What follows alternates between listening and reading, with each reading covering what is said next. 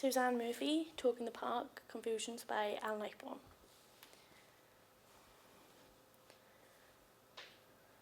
Thanks, sorry, only the man over there won't stop talking. I wanted to read this in peace, but I couldn't concentrate. You know, he kept going on about his collections or something, and I normally wouldn't mind too much. It's just, when you get a letter like this, you need all your concentration. You can't have someone talking in your ear, going on and on, especially when you're trying to decipher a letter like this. I mean, he must have been stoned out of his mind when he wrote it. It wouldn't be the first time, I can tell you. Oh, he wants me to come back. To him, some hopes. I'm sorry, I won't do it again, I promise, etc, etc. I seem to have viewed that before. It wouldn't be the first time, I can tell you. It's just violence. There's no excuse for it. Every single time he loses his temper. And I'm like, what am I supposed to do? Keep going back to that? There's no excuse for it. You know, a fracture, nearly a compound fracture. Right here, the doctor said you can still see it to this day. 2 fucking x-rays. 2 x-rays!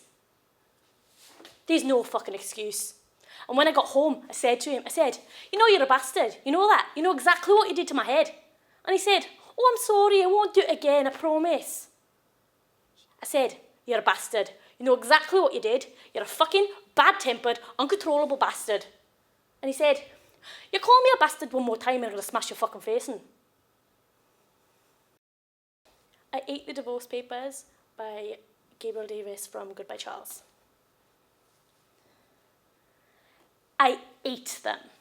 That's right, I ate the divorce papers, Charles. I ate them with ketchup. Oh, they tasted so good. They were amazing.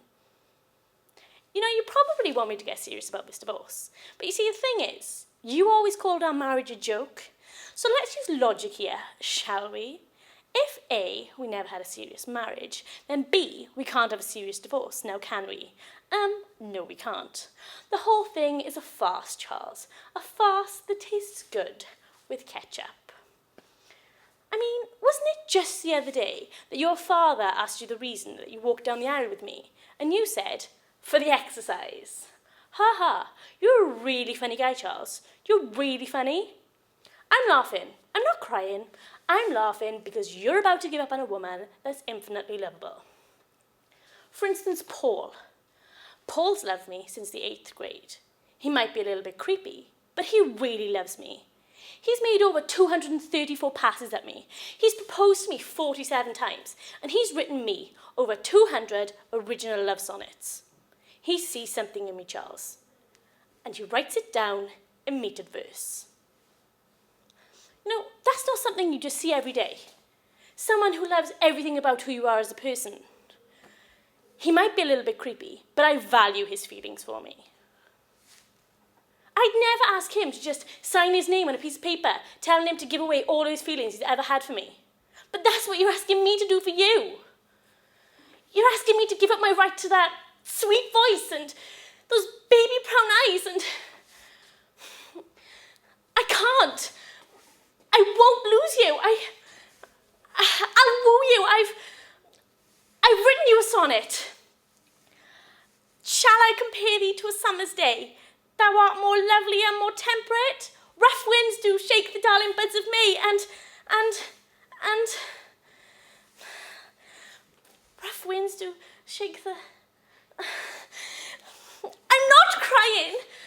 I'm laughing. It's all a big joke. I just keep thinking that you're just going to jump out and shout April Fools, and then you're going to rush into my arms, but you won't do that, will you? Of course not, it's not April. I mean, well, you know, Charles, the thing is that, well, I didn't really write you that sonnet, okay? Paul did. I think it's really good, though.